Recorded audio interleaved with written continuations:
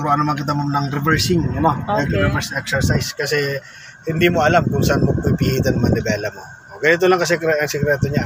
Basta kung saan mo pupunta yung sakyan, ang puwita ng sakyan mo, doon din ang kabig ng manibela mo. Halimbawa, naatras ka, gusto mo yung puwita ng sakyan mo ay papunta sa kaliwa, ikot mo na pakaliwa din. Pupuntang puwita ng sakyan pakaliwa din.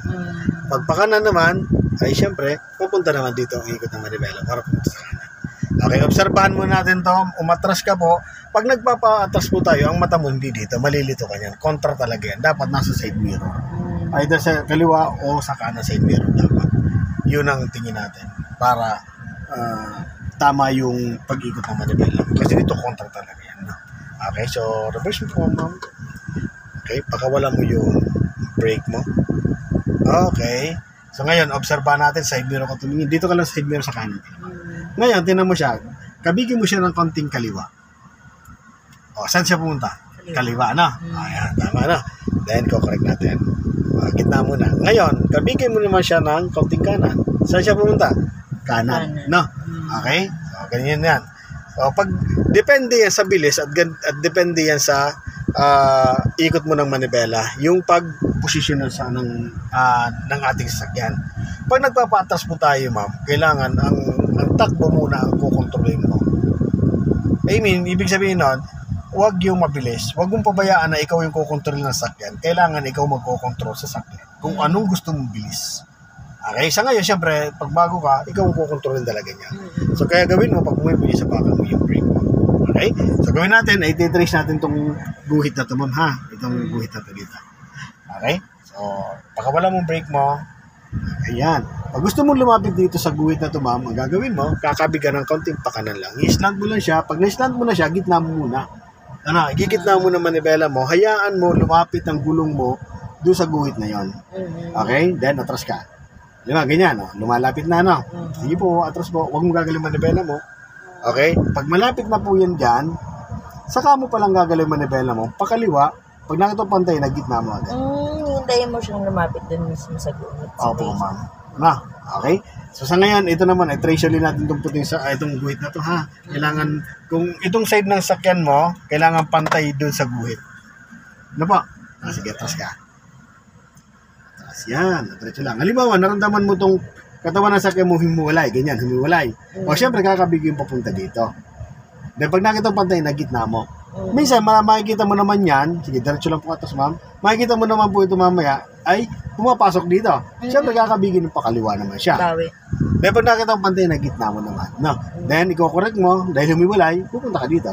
Pag nakita mo gitna, gitna agad. Huwag mong kakalimutan yung gitna. Okay? So, yun po yung magandang exercise. Okay? So, sige, atras lang po tayo. Slow down lang, siyempre. Okay.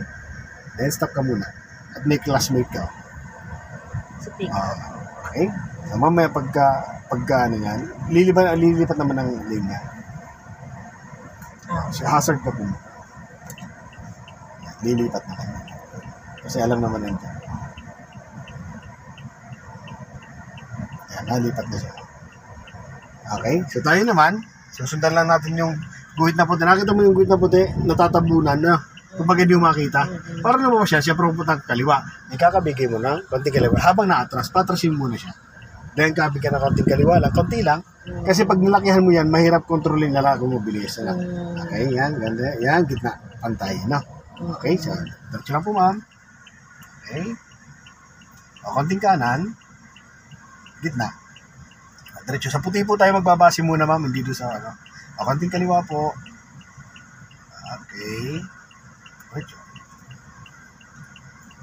Ayan, diretso lang po. Yan. O, nahiwalay siya. Punta ka ng kanan. Op, gitna.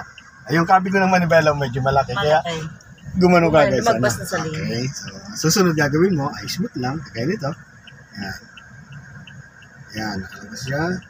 Umangat na. Ganun mo siya ng konti lang. O, yan. Konti lang. Saka dahan-dahan lang yung yung kabig ng manibela. Pag sumasala po siya. Yan.